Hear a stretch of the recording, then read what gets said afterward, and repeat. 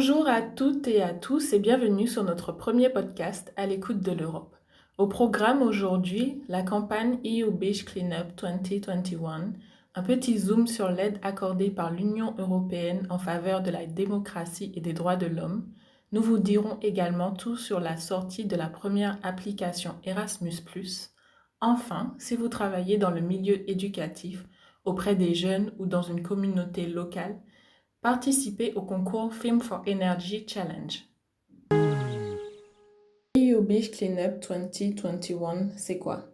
Chaque année, des millions de tonnes de déchets sont déversés dans l'océan avec des conséquences directes et mortelles sur la faune sauvage.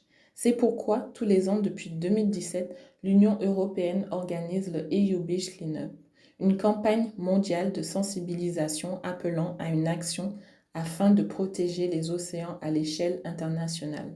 Ce 18 septembre 2021, les citoyens des Antilles et de Guyane se sont mobilisés lors de la journée mondiale du nettoyage des côtes et ce jusqu'à fin octobre.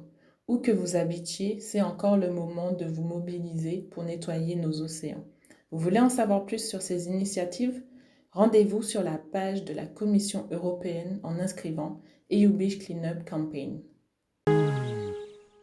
Le 20 septembre dernier, l'Union européenne a annoncé une aide supplémentaire de 119,5 millions d'euros en faveur de la démocratie et des droits de l'homme pour l'année en cours.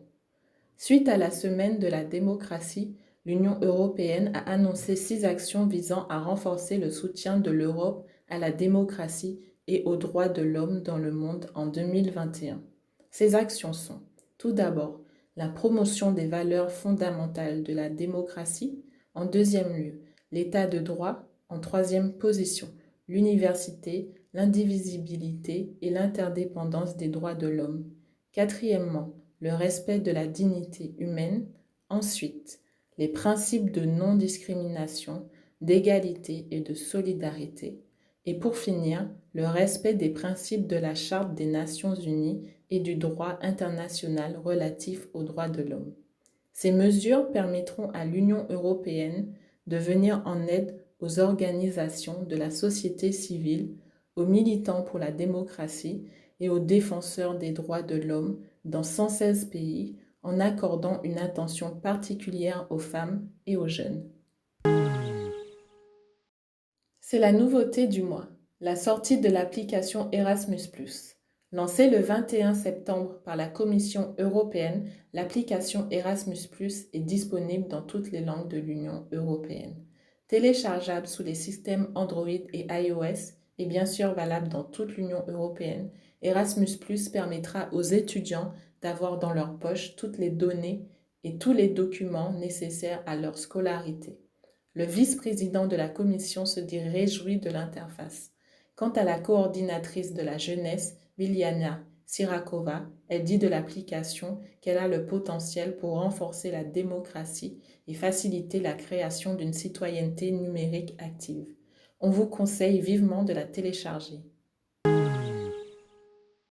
Si vous travaillez dans le milieu éducatif auprès des jeunes ou dans une communauté locale, le concours Film for Energy Challenge est fait pour vous.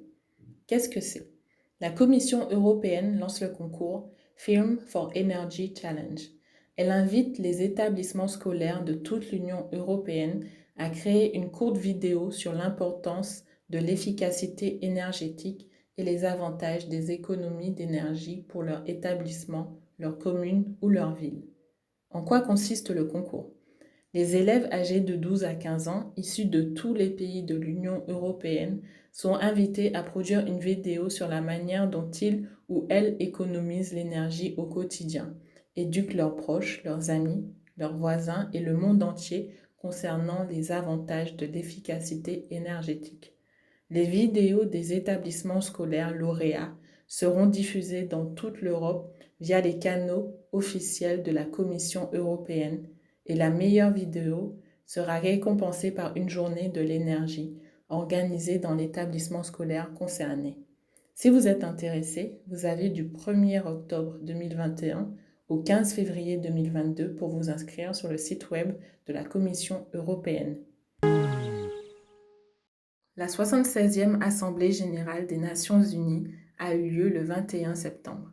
Quels sont les retours de l'Union européenne? La présidente de la Commission européenne, Ursula von der Leyen, et le haut représentant, Josep Borrell, ont tenu une série de réunions bilatérales avec des dirigeants mondiaux. Qu'en est-il ressorti?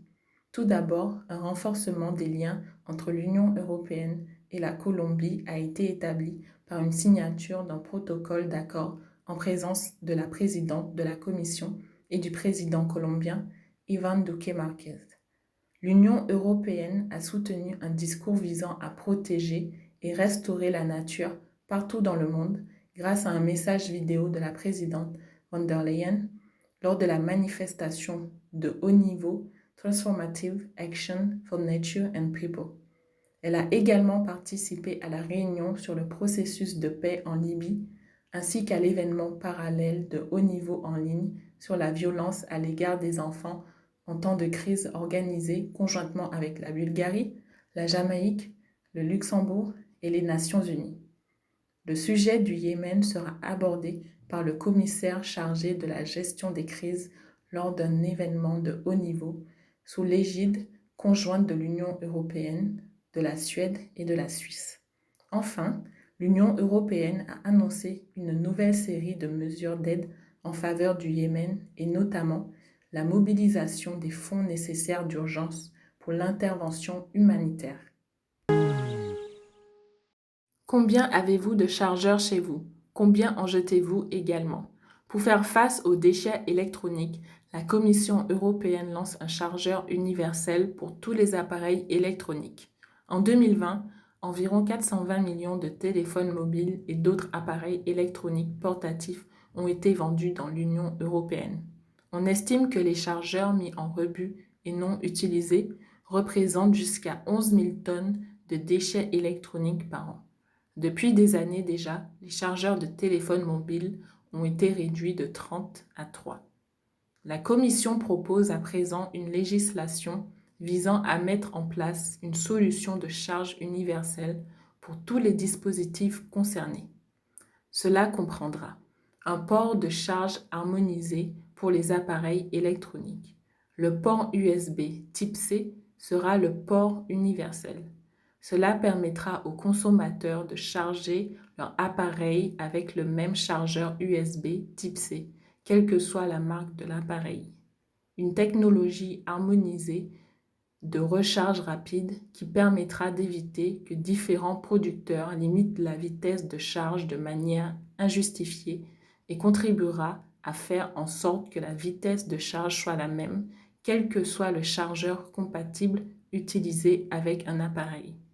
Et enfin, de dissocier la vente d'un chargeur de la vente de l'appareil électronique.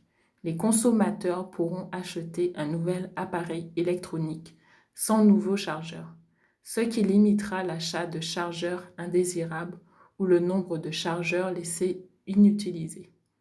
Selon les estimations, la réduction de la production et de l'élimination des nouveaux chargeurs réduira la quantité de déchets électroniques de près de 1000 tonnes par an. Merci de nous avoir écoutés jusqu'au bout et n'hésitez pas à vous abonner à notre page YouTube ainsi qu'à notre page Facebook Europe Direct Antilles-Guyane afin de suivre toutes nos actualités. Rendez-vous la semaine prochaine pour un nouvel épisode de À l'écoute de l'Europe, qu'est l'Europe?